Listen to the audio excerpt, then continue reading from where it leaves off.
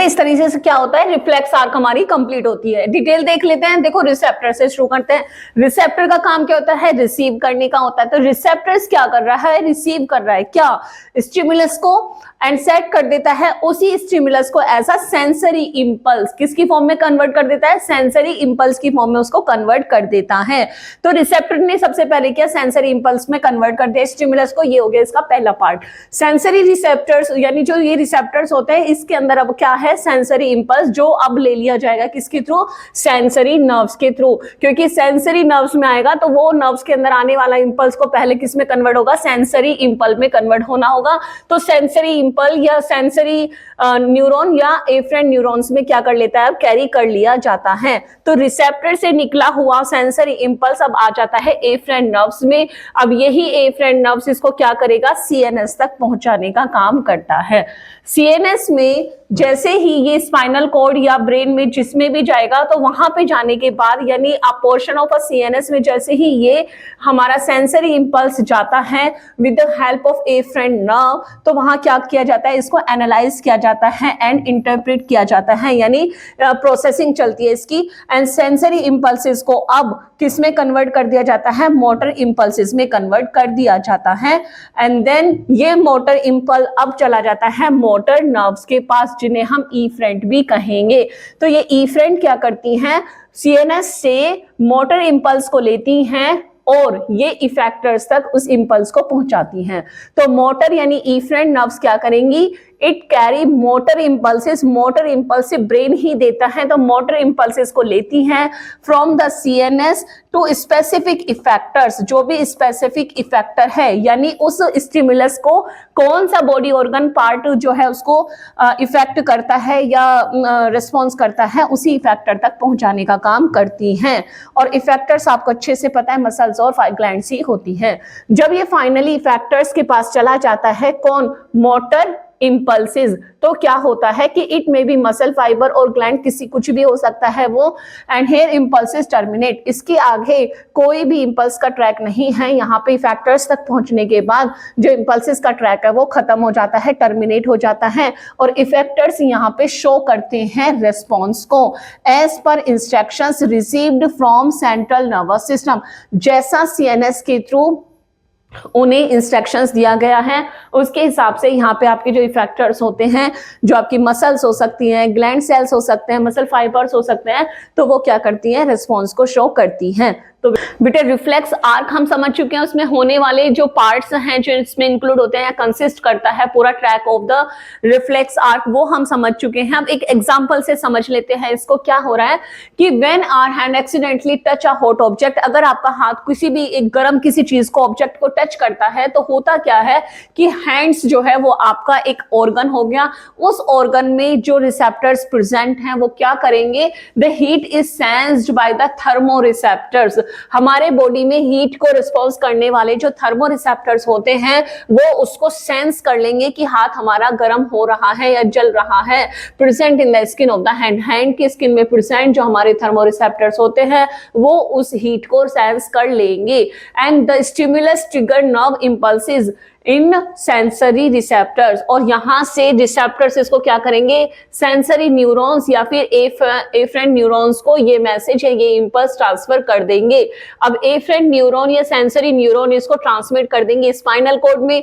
Spinal cord इसको क्या करेंगे, रिले कर देंगे। रिले यानी जो स्पाइनल कॉर्ड से ये मैसेज कहां चला जाएगा, impulses is passed on the relay connectors जिसे हम कहते हैं, यानी रिले न्यूरॉन्स या कनेक्टर्स के थ्रू ये किस में चला जाएगा, ये चला जाएगा आपके मोटर न्यूरॉन्स में। ठीक है, रिसेप्टर न्यूरॉन्स से स्पाइनल कॉर्ड और स्पाइनल कॉर्ड से मोटर न्यूरॉन। तो स्पाइनल कॉर्ड से मोटर न्यूरॉन्स में जाने के लिए एक कनेक्टर न्यूरॉन्स भी होती हैं जिन्हें रिले न्यूरॉन्स या कनेक्टर न्यूरॉन्स कहते हैं।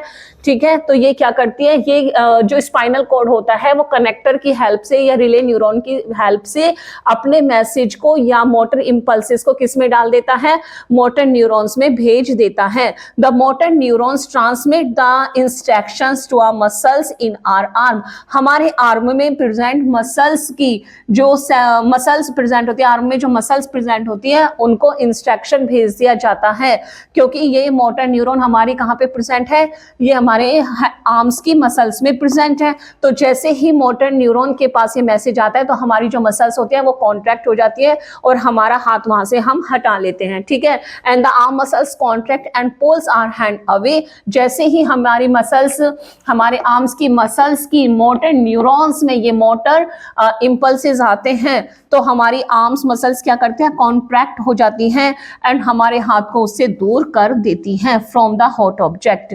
सच reflexes which involve spinal cord are also term spinal reflexes. तो ऐसा रिफ्लेक्शन हो रहा है जिसमें स्पाइनल कॉर्ड का ही यूज होता है सिर्फ, तो ऐसे रिफ्लेक्सेस को हम स्पाइनल रिफ्लेक्सेस कहते हैं।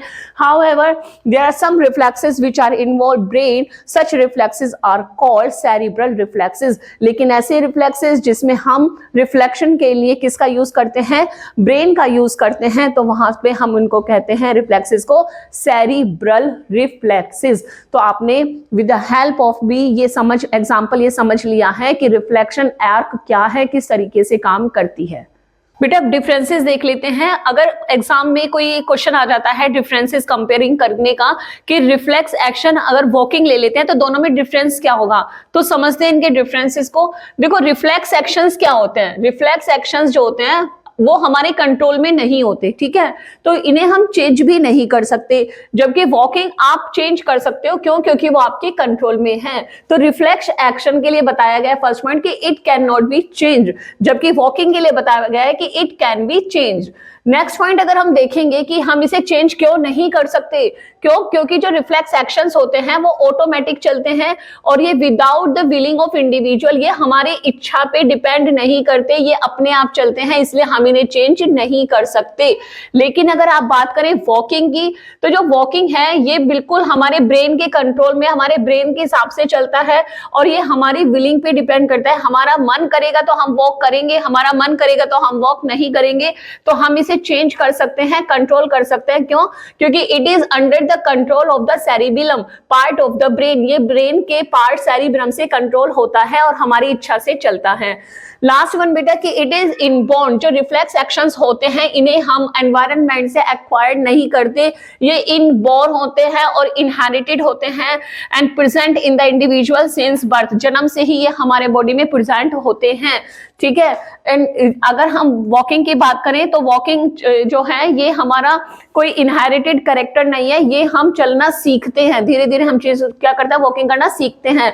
तो इट इज नॉट इनहेरिटेड, ये इनहेरिटेड नहीं है and is acquired through a learning, ये धीरे धीरे हम क्या करते हैं, इसको सीखते हैं लर्न करके, ठीक है। तो आप देख सकते हैं दोनों के डिफरेंसेस कि रिफ्लेक्स एक्शन और वॉकिंग में क्या डिफरेंस होता है। बेटा बात करते हैं नेक्स्ट सेकंड और थर्ड एक्शंस के बारे में। हमने जब ये टॉपिक स्टार्ट किया था तो आपको बताया था कि जितने भी लिविंग ऑर्गेनिजम्स होते हैं वो रेस्पॉन्स शो करते हैं, ठीक है, एनवायरनमेंट में होने वाले चेंजेस के लिए रेस्पॉन्स शो करते हैं। अब ये रेस्पॉन्स जो होते हैं उन्होंने 3 फॉर्म में हमें बताया। पहला कि रिफ्लेक्स एक्शन की फॉर्म में हम एक्शंस को शो करते हैं। सेकेंड है हमारा वॉलेंट्री और इनवॉलेंट्री एक्शंस जो हमारे बॉडी में होते हैं। अब हम यहाँ पे पढ़ेंगे वॉलेंट्री और इनवॉलेंट्री एक्शंस क्या होते हैं।